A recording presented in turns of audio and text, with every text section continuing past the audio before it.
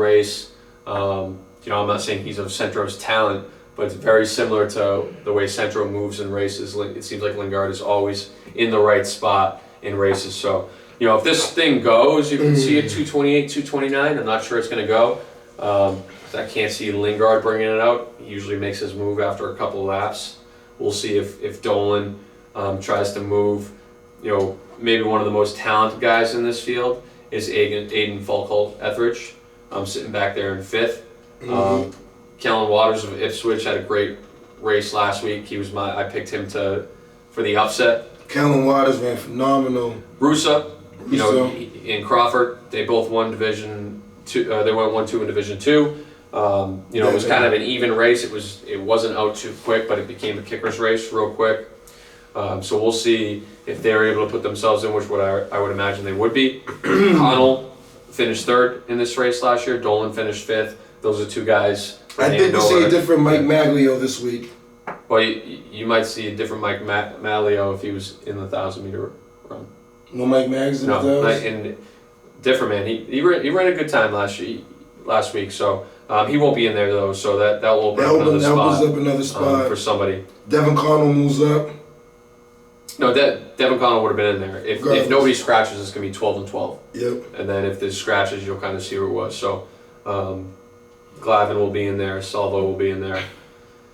Benjamin Gordon Sniffen, he's a guy that's already run 232. John Mizanski of Chelmsford has run 233, so that unseeded heat is going to go for sure. So you could see a winner from the unseeded heat running 231, 232, and that would put the pressure on the seeded heat to not allow the thing to go slow. And maybe they have to take it, and that's maybe why we'll see a sub 230 in the 1,000. So my pick's Lingard, returning champion. That's who I'm taking to win it. It gets faster, faster. Boys 300. You're looking at potentially 5, 6 boys running 34. Yeah, I mean, on paper, 5 of them have already done it. And then Manny Perry O'Coney of Wachusett is right there at 35.02. So it's going to be interesting. The talent in this race with serious. Phyllis Magre, Somerville, finished 3rd last year. Majay Camara, who had a huge race from Watertown. Devontae Burnett of Needham. Angel Figueroa of Fitchburg. I mean, that talent right there, those 4, is wild. I mean, I don't see anybody challenging those 4. I think it's going to be those 4 coming down. Joseph O'Brien of Shrewsbury had a great race last week, but I really just see it being those 4 in the end. Unseeded heats are going to be flying as well, for sure. You have DeJury Amato of Greater New Bedford back there. You have Michael Blake, who ran that time from an unseeded heat to win. John Poet of Oakmont, Manny Perry O'Coney, like we mentioned, of Wachusett. The talent in this 300 is wild, but when it comes down to it, it's going to be those 4 guys: Phillips, Majay, Devontae, and Angel. What's your thoughts? It's going to be interesting how it plays out because Phil's going to be competing for the high jump. Yeah, he's got a couple things going on. So Devontae got the rounds in the trials. Majay as well, right? Majay as well. Angel fresh legs. Is that your sleeper? I mean, Devontae's going to try to make history in one of these races. He has a shot. For a guy like that, the 55 trials and finals isn't that much. Like, he can handle that fine. There's plenty of recovery. There's hours in between. He'll be fine. He's my pick to win. Yeah, fast, very fast. 2 mile time. Obviously that 8:49.60 by Franklin Sanchez is safe. That's not going to be touched. Yet. Ryan Ousting, the junior, is the number 1 time of 9:19. He finished 3rd last year. I mean, I feel confident in saying he looked like he was out on a distance run during that 2 mile last week. He looked unfazed, 9:19, felt like it looked like he was gliding. So I think he comes back, no problem. His level of talent is just a step above the rest. Josh Rahn and Patrick Kramer both had great races last week. Great race by Josh. I said in the preview that those guys were going to just be sitting on Moss, sitting, and they did. But it's a fresh Andrew Marr this week. Yeah, I mean he had 3 races in I think a 6 or 7 day span, so he looked a little tired at the end there. Look for Ma to bounce back here. You know, Yep. I think if he does go lead it, which he has done in the past a lot, I think he's gonna make it like a 9:15 pace to keep it honest and see who can go with them. And whenever Ryan Austin makes his move, if it's early like it was this past week, look for Ma to hook on right away. Yep. Brendan Hall, he only has a 9:35 here, but from Hopedale, he did run 9:26 by himself at the small school state coaches. Yep. So I can see Brendan Hall trying to dip under 9:20 for the first time. He's been around it a few times. Indermatt was second last year, like we talked about. Kramer was 6th, so there's a little bit of experience there. Way down at 13 and 14, you have Gabriel Medina of West Springfield. Apparently they don't call it Westy. I thought they did. Maybe they'll take up that nickname now. I know he just got seeing him after the race and whatnot. It didn't look like he was too pleased about his race. There was a lot of jostling and Rubbin's racing and elbowing.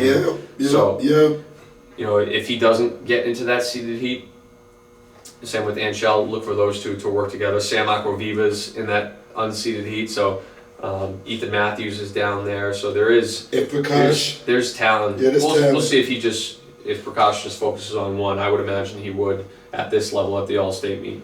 And then there's several other guys in there. Look for there to be a lot more guys under 9:30 this week. It could be a more strung out 2 mile, but to me, posting cream of the crop. Ma bounces back for a second place with low 9:15, 9:16, 9:17. I don't disagree. I still want to give some shout outs to some kids that have been working hard. John Mariano from Zavarian ran well. That's Kobe Zorro, Eli, Lexington, Gaffelberg, Jan, Matthew Kleinman.